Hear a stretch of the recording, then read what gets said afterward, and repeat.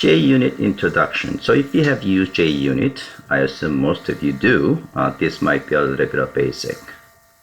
So here we're going to talk about what is JUnit, and we're going to learn some of the important JUnit annotations, especially test and before, and after and before class and after class. And we'll talk about assert statements, and we are also going to talk about more recommended the assert scheme, which is called the AssertThat, which is actually giving you more English-like way of actually asserting. And we'll talk about testing tools, especially infinite test and code coverage tools. We are going to use Echo Emma in this code camp. We'll see how we can handle exception handling in JUnit, and we are going to also learn parameterization of test data. And we'll also learn some of the best practices. What is JUnit? It's a unit testing framework for Java, and it is a de facto standard for JUnit unit testing for Java community, and it is free and open sourced. So annotations that we are going to use, the first, test is probably the most frequently used annotation. You're going to use that annotation for each test method. Well, if you specify at the class level, then it gets applied to every single method of the test class. Before and before class and after class, and ignore. So let's take a look at each of this. How to write the test unit. JUnit test, basically you're going to write the test class with a test method, and each test method has test annotation. And the method signature of each test method should be public, and it should not return anything. So it should be void, and it should not have any arguments. The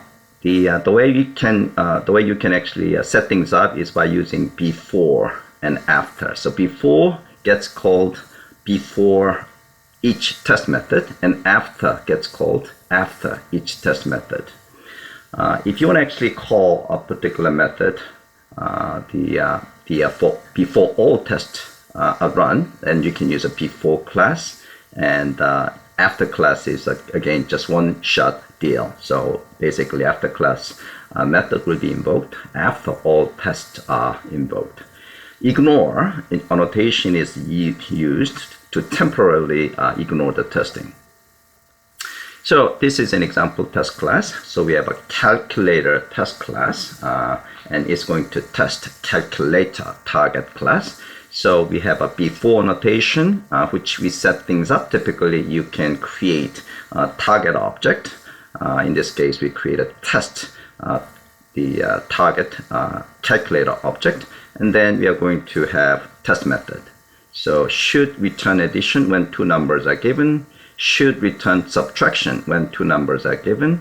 And here we use assert statement. One is using assert equals, the other one is using AssertThat. So in this code camp, you're going to actually use mostly AssertThat because that's more convenient and more readable. And we're going to actually talk about those things in a bit more detail in the latter part of this presentation. Okay, so let's talk about assert statements.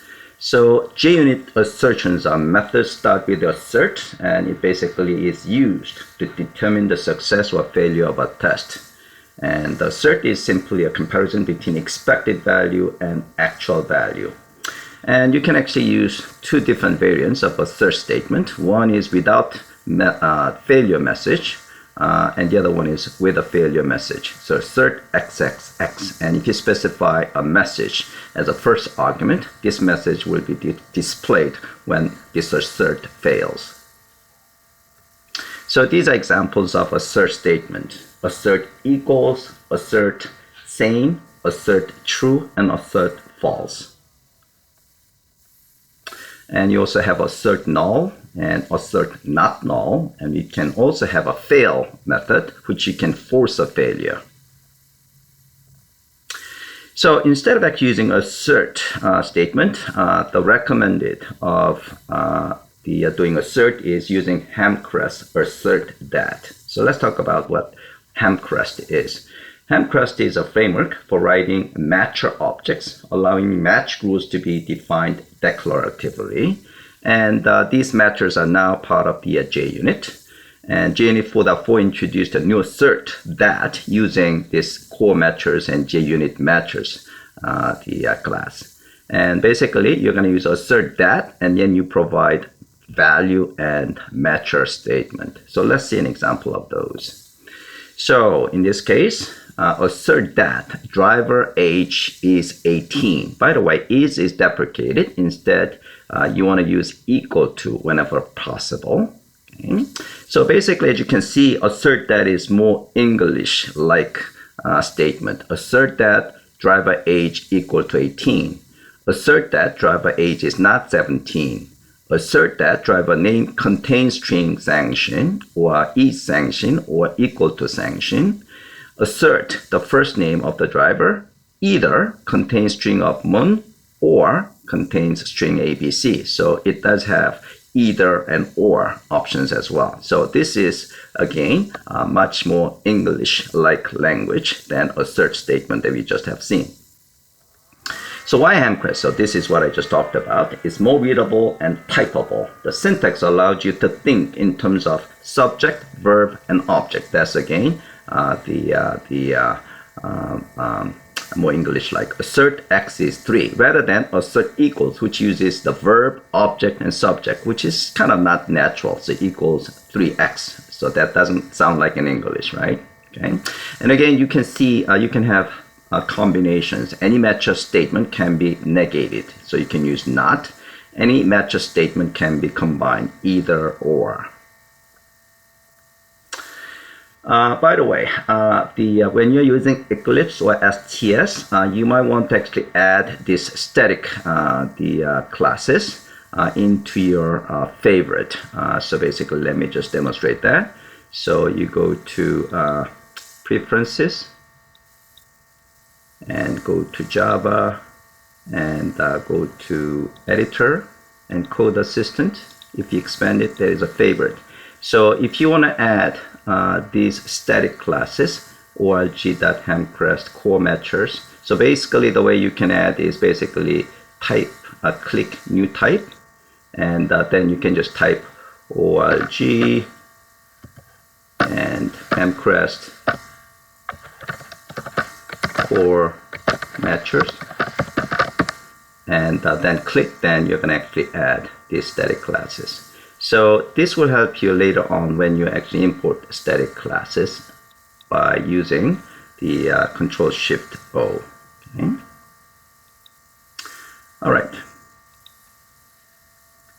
So this is what I just demonstrated. So go to Java, Editor, expand Content Assist, and select Favorites, and try to add these static classes. Okay, so we're going to do our first exercise. So assuming that you can download the hands-on lab zip file, so click this guy, and you should be able to download. You can save the file into a location in your file system. So in my case, I have already have it in these job files, and you're going to just unzip the job file, zip file. So I'm going to use the jar command, jar xvf and JUnit. Zip, okay, and basically you're going to actually import the classes, projects, import and existing Maven project,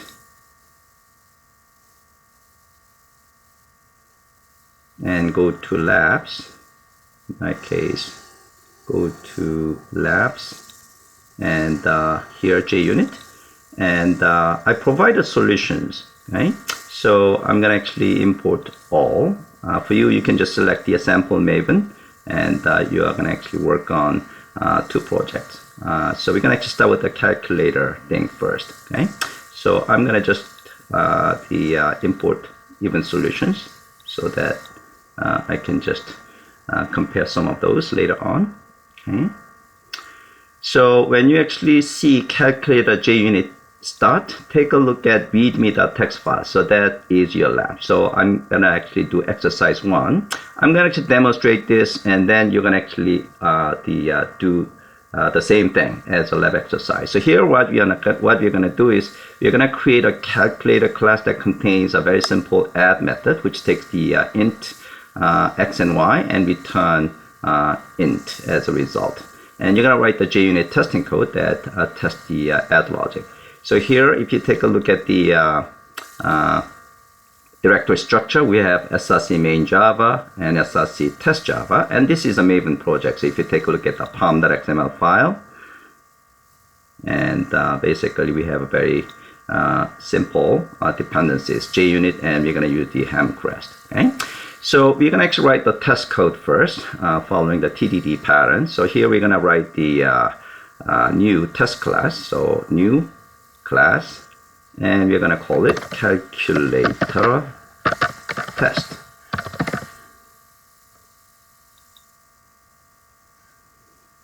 Okay, so now we're going to actually add test methods. So I'm going to actually use test.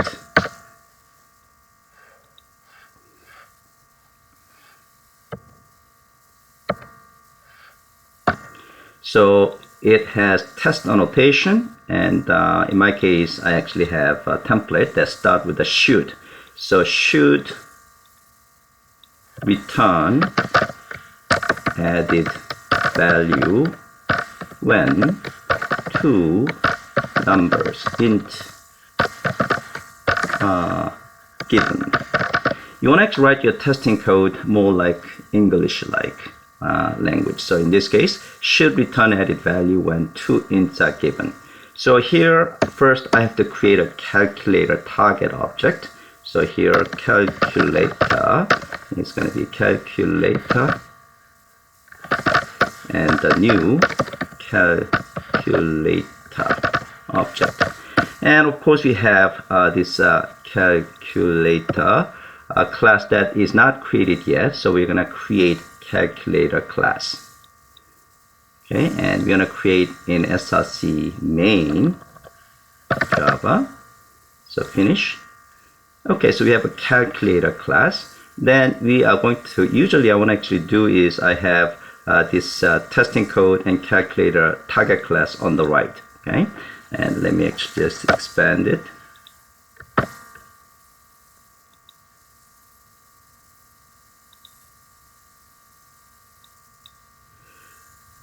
So here, yeah, let me just expand it this way. So here, we're going to write the testing code. So here we're going to say calculator, calculator. Actually, we should actually select this guy.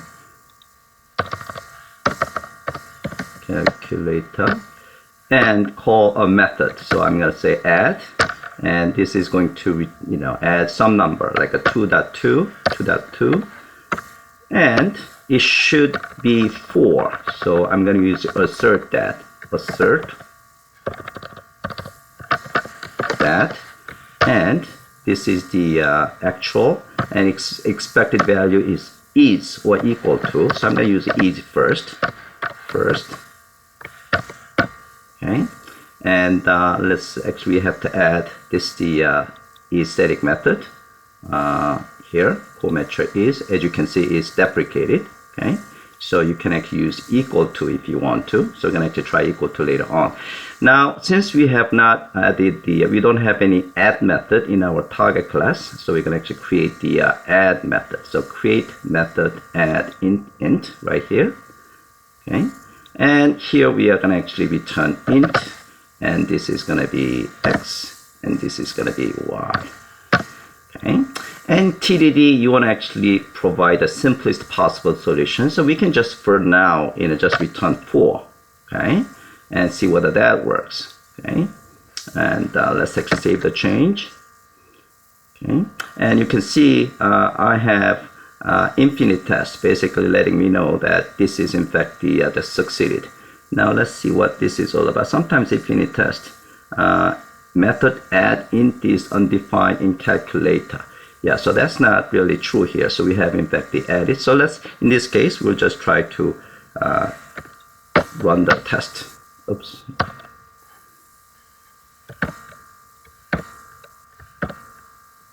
We can actually run the test. Says the error.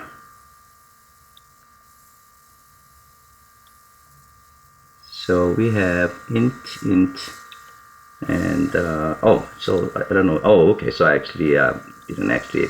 I just Control Z too many times. Okay, good. So now you should actually gonna save the change, and you can see test is actually successful. And I can certainly run the test and run as and a JUnit test. Okay, and it actually has been successful. Okay, so that is your first exercise. Write calculator class that has int add method and write JUnit testing code that tests the add logic. Okay, all right, so let me just make sure. Yeah, one thing I have not demonstrated in this case is that, you know, if you try the 2.3, and obviously it's not going to work, right? So let's actually try that as well. So I'm going to just add another statement. This time we are going to try to add 2 and 3, okay? And if I save the change, it will fail. Okay, no, it didn't fail. Oh, it returns 4, right? Yeah, it should be 5.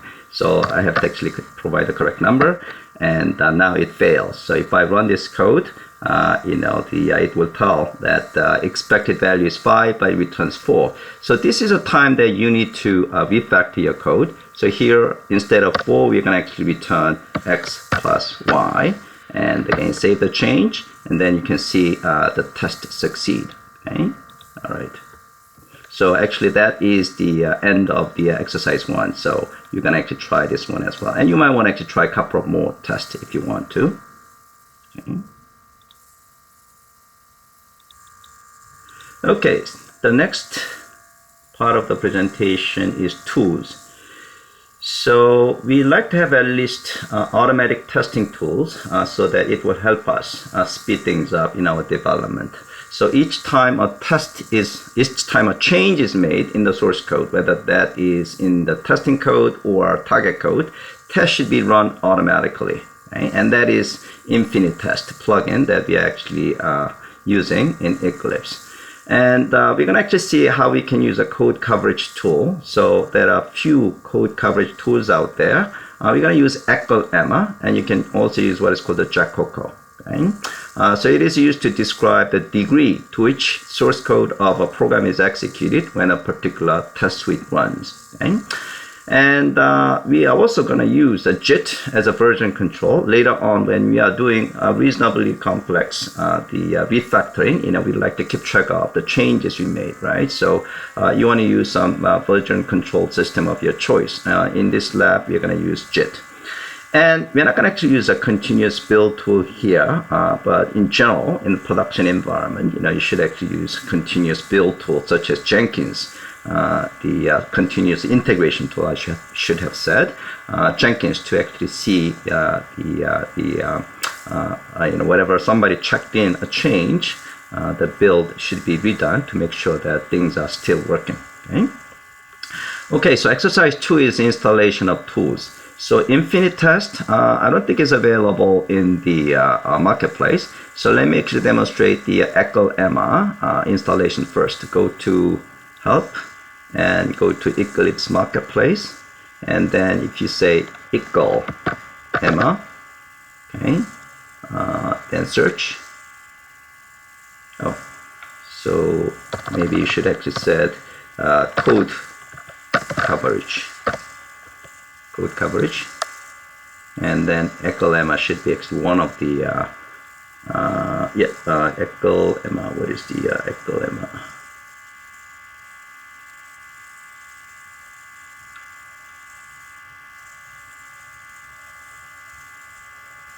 Code coverage. Yeah, so interesting. Emma, what if I type Emma?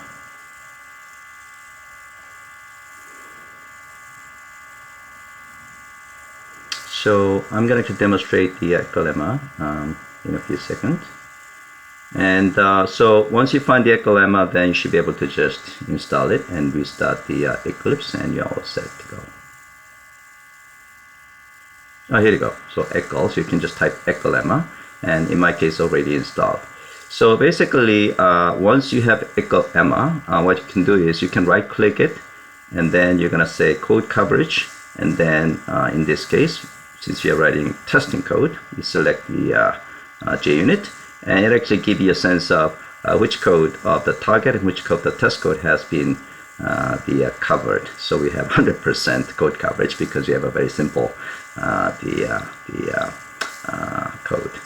Now infinite test, as you can see, whenever we make a change, it's actually testing it again. So here I'm going to actually use, instead of is, I'm going to use equal to, and save the change. Again, I have to actually import this class, okay, and save the change, and then it will rerun the test, and it will give me an indication in the left lower corner of the ID right away. Okay, so just for the sake of this exercise, I'm going to change it back to like a 6, which is not correct. And if I save the change, and it will give me an error. Okay, and you can actually see the actual error right here. Assertion error.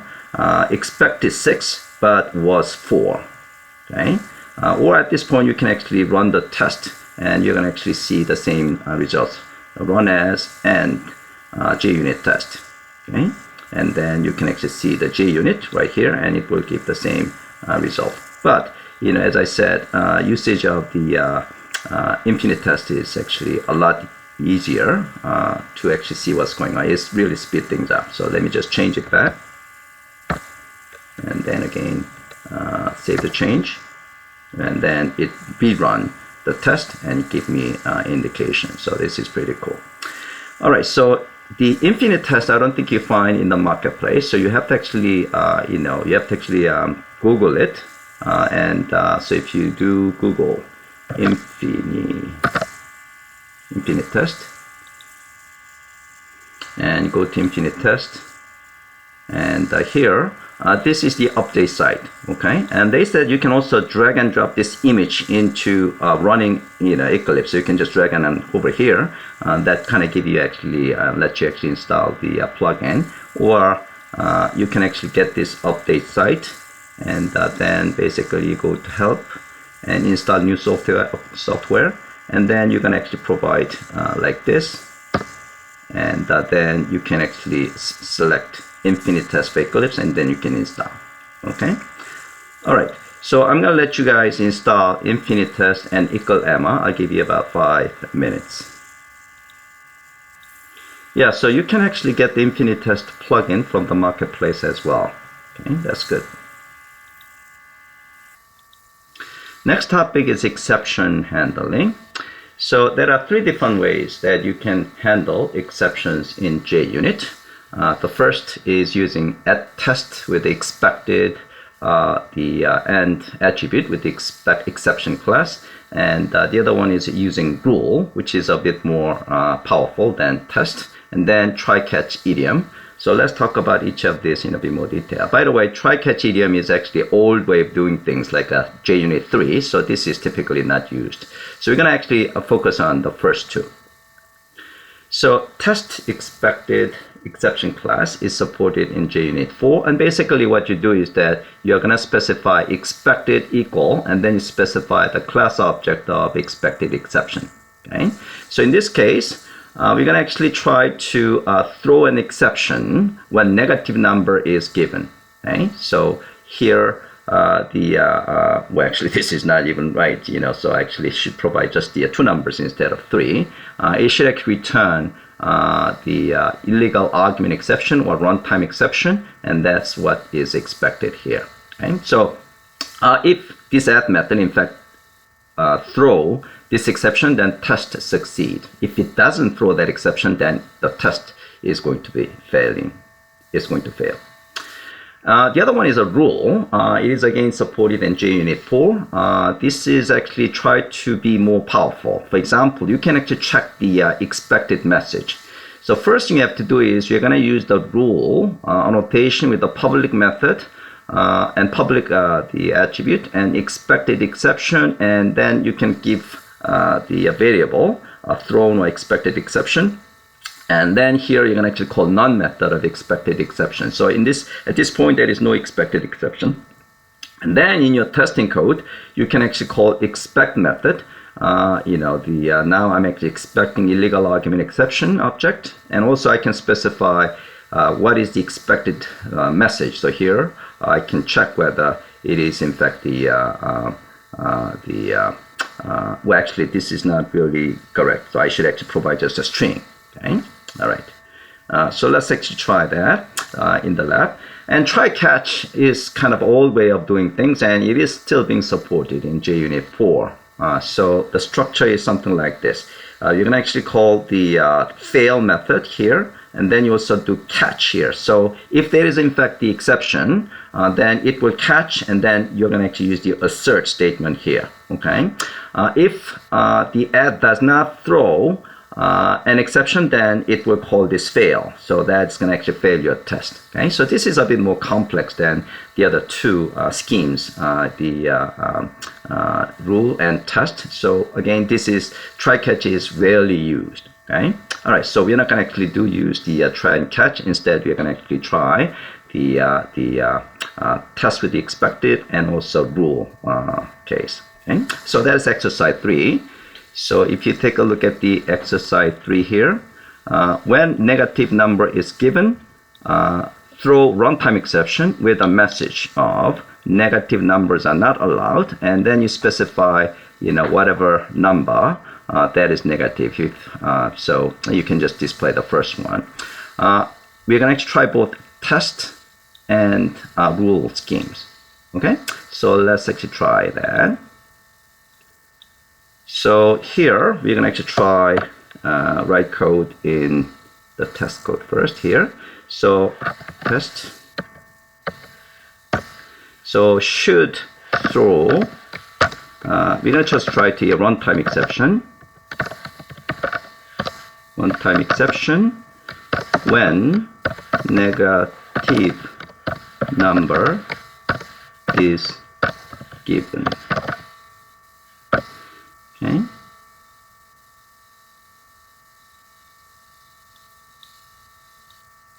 Okay, so here we're going to actually use, should throw runtime exception when negative number is given. Okay, so here we're going to actually again create the target object calculator, and I'm going to just copy this guy, and of course we're going to actually refactor so that we can actually do this just once, but I'm going to actually just show you these things first.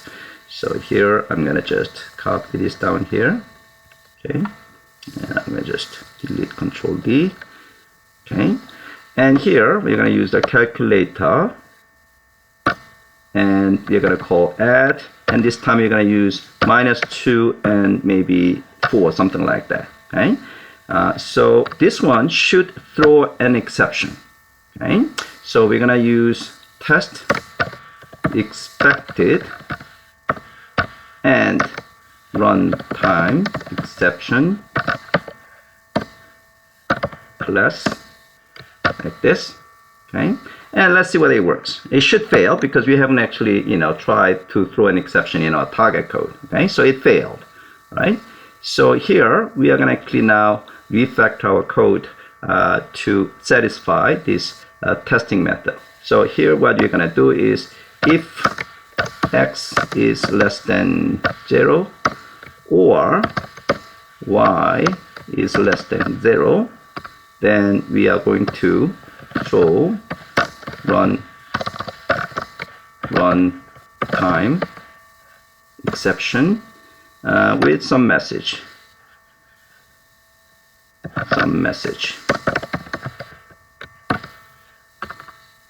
Okay.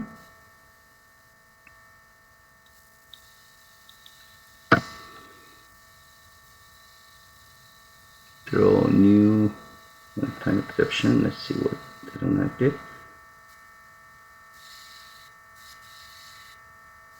Oh, runtime error exception, so I should say runtime exception. Okay, so we want to try runtime exception. Okay, and then we save the change. Okay, and our test succeeded. Okay, all right, so now we want to make sure, so this case, we do not check this sum message, right? But what we want to do is, if you take a look at the requirement, it should actually say something like this. negative numbers are not allowed or something like that, and then it should actually display 34. Okay, so we're gonna actually copy this guy. Well, actually, let's try actually, write the code first. Okay, so we're gonna actually write the code test. Okay, so throw runtime exception, and when well, in this case I would say runtime exception with message. Okay, just for the demonstration. Again, so one thing that we have not refactored in our case is that now we have duplication of the code here, right? So we are creating calculator, and we're also creating calculator here as well. So here we're going to actually refactor. So we'll say before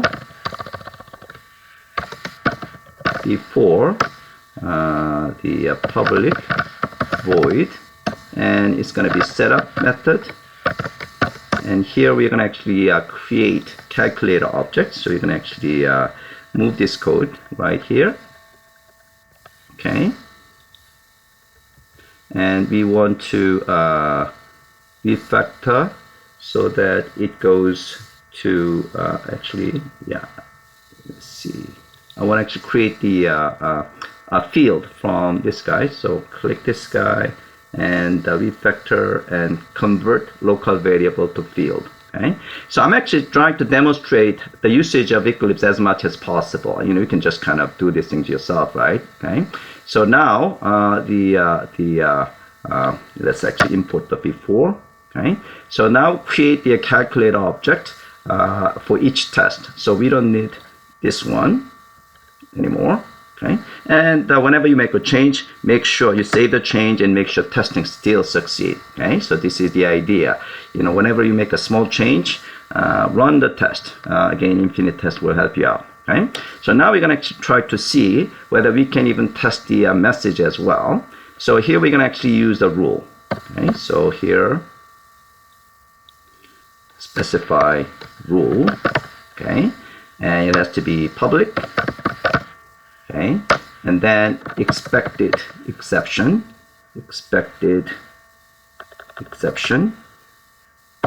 and you just give whatever name of your choice, expected exception, and here we're going to actually call, expected exception call.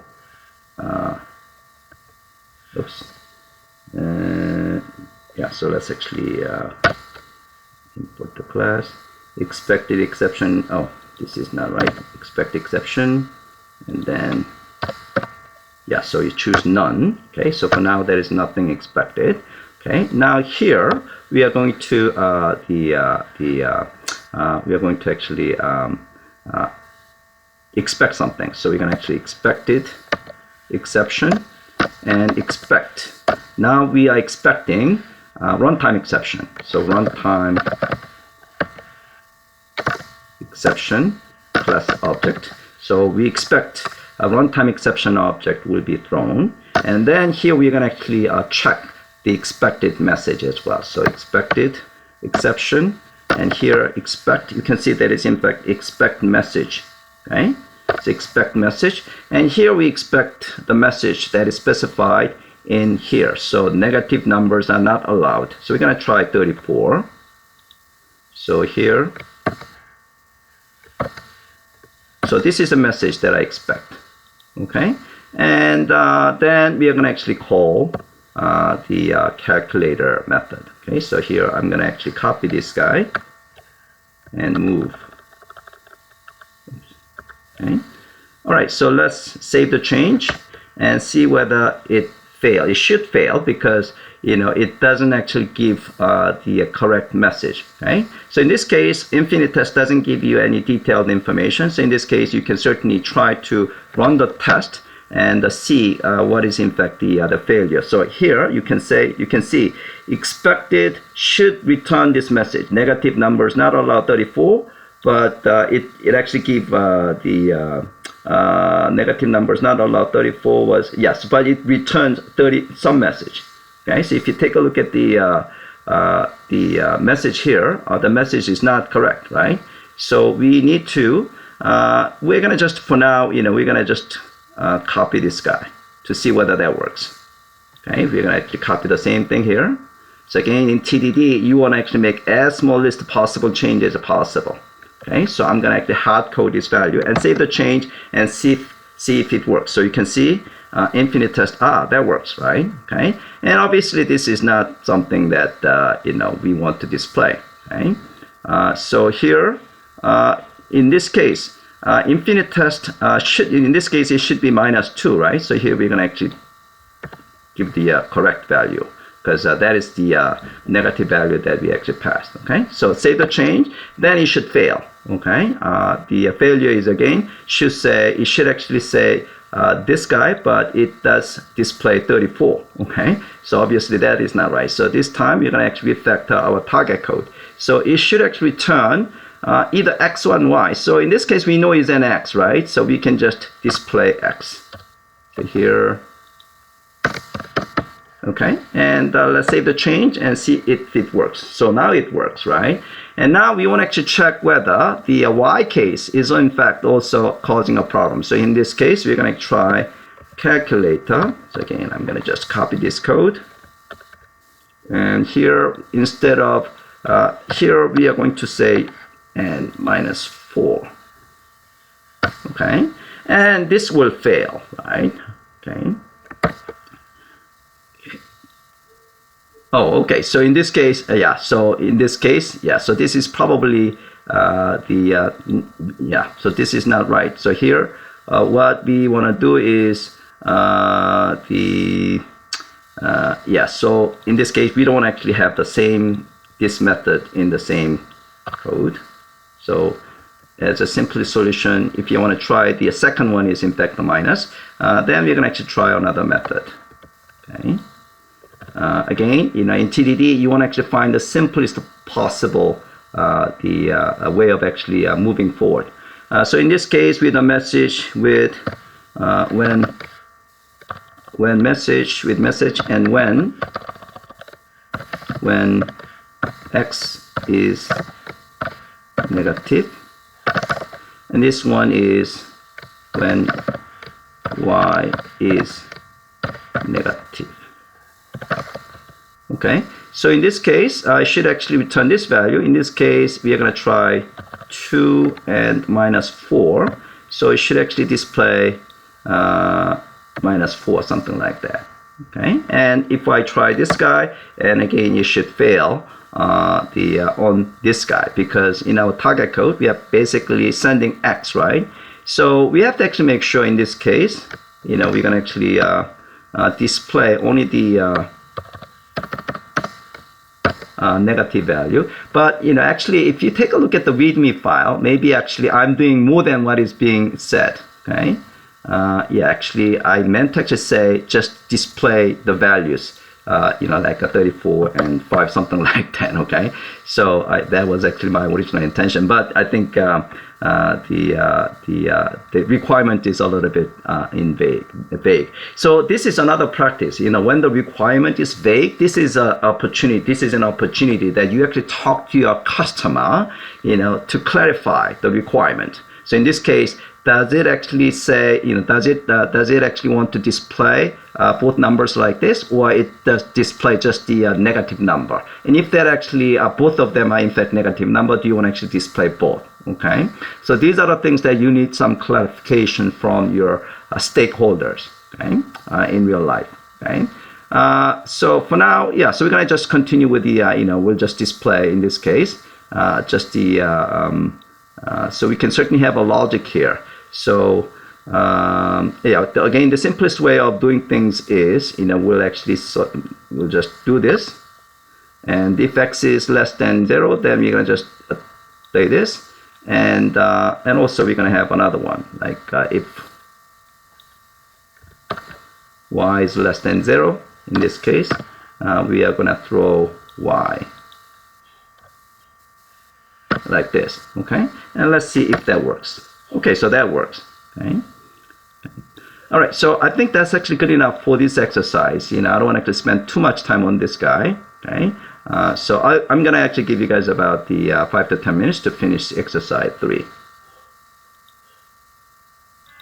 So I can click this guy, and then there is a folding. So if I collapse all, basically what I have is this statement: should return added value when 2 ints are given, should throw runtime exception when negative number is given, should throw runtime exception with message x is negative, and should throw a runtime exception with message when y is negative. So it kind of gives you a sense of what you are in fact testing. It's more English like BDD style, right?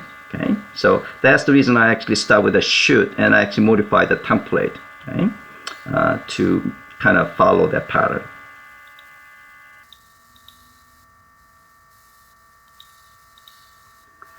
Okay, the last topic of JUnit presentation is parameterization of the test data.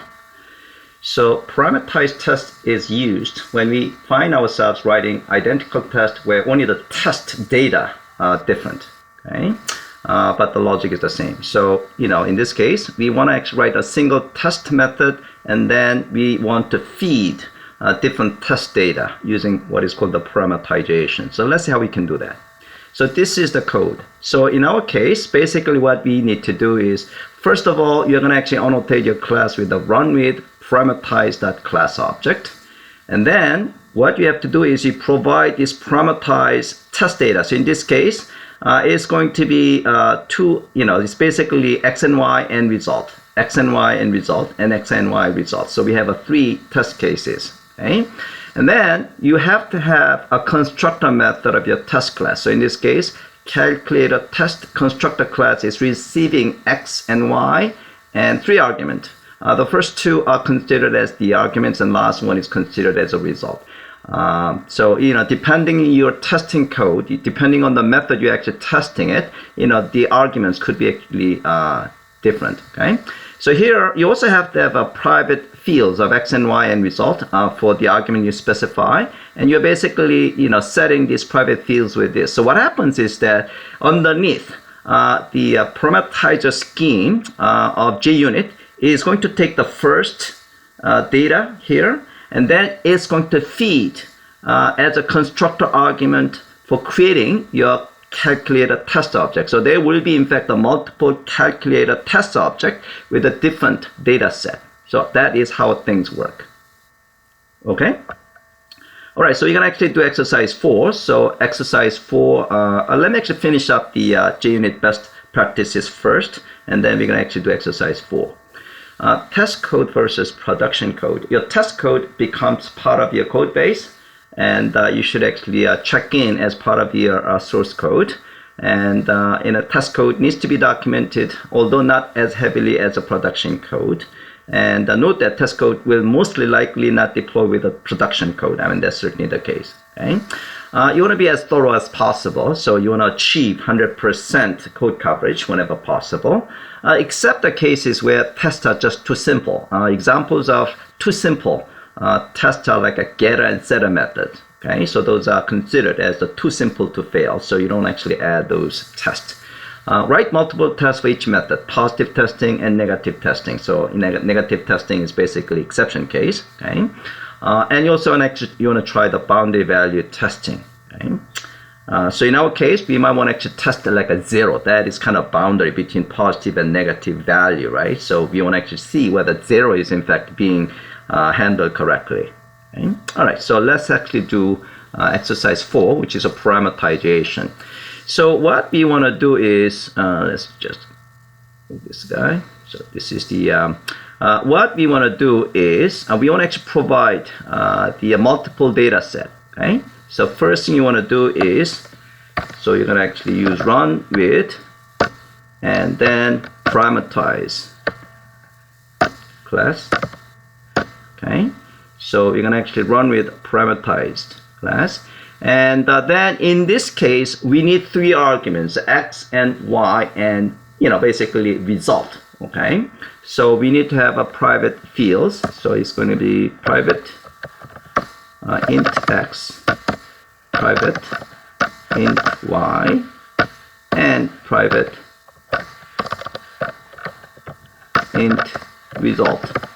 Okay, instead of result, yeah, how about edit value or something like that to be more descriptive. Okay, and these private fields will be fed by constructor arguments. So we need to create constructor method. So again, here I'm going to use the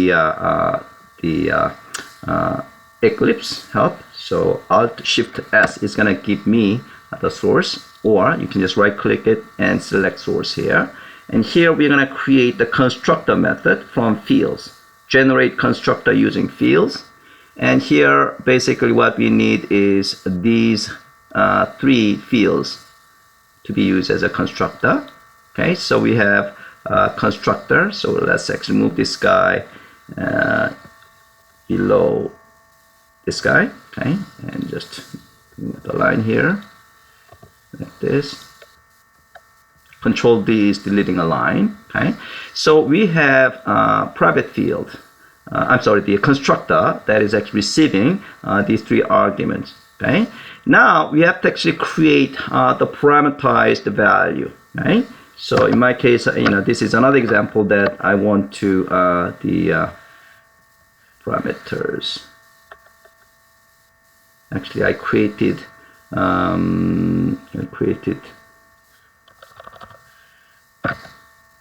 yeah, here you go. Okay, so this is another example that you want, in fact, the create a code template. Okay, because this is going to be exactly the same. Okay. Okay, just so here, this code. Let me actually import the classes. Okay, this code is exactly the same.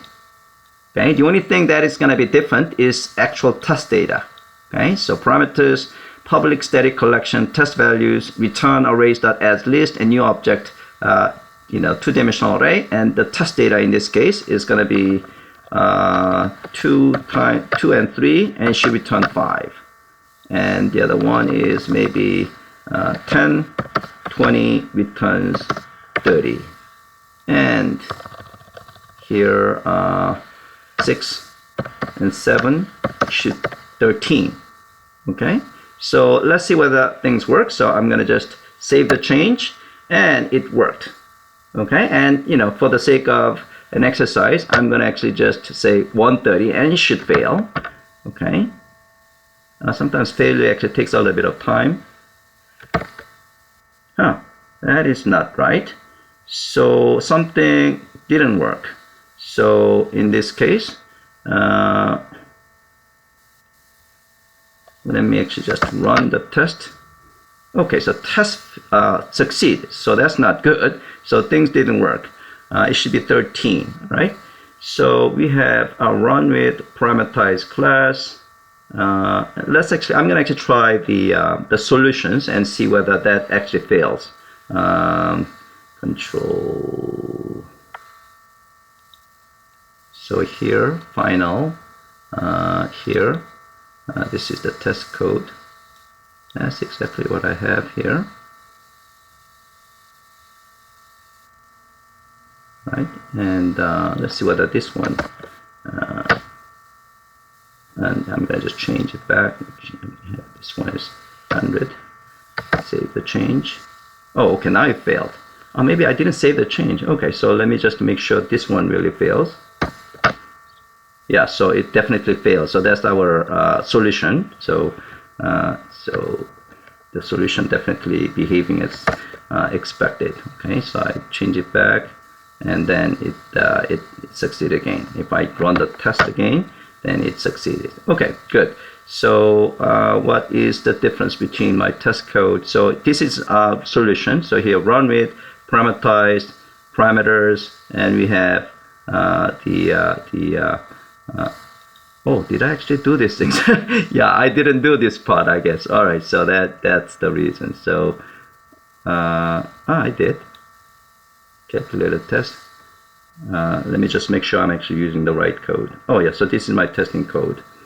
So result and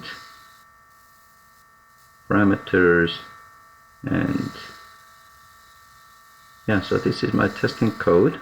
Okay, so let me just close this guy, and this is the one that I want to actually test.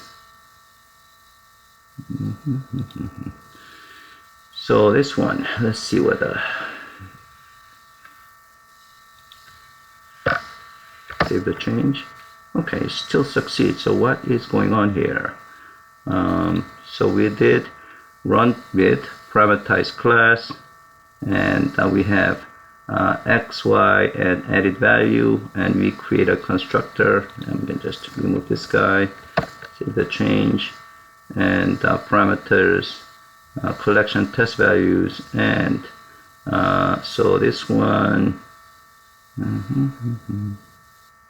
Oh, what is this?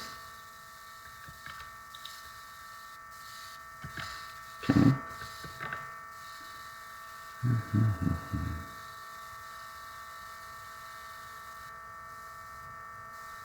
Oh, you know what? Yeah, so our testing code is actually the not using x and y, right? So yeah, this is the problem. So basically we are using hard-coded value, right? So we have to actually use x and y, and that should be in this case added value. Copy added value, and then we don't need this hard-coded testing anymore. Okay, so now if I save the change, it should fail. Okay, so now I should actually use correct value and then save the change. Now it should succeed. Yeah, so I didn't actually finish up the refactoring of the testing code so that it actually uses the actual variables. Okay, all right, so I'm going to give you guys about the 10 minutes try to parameterization. Okay?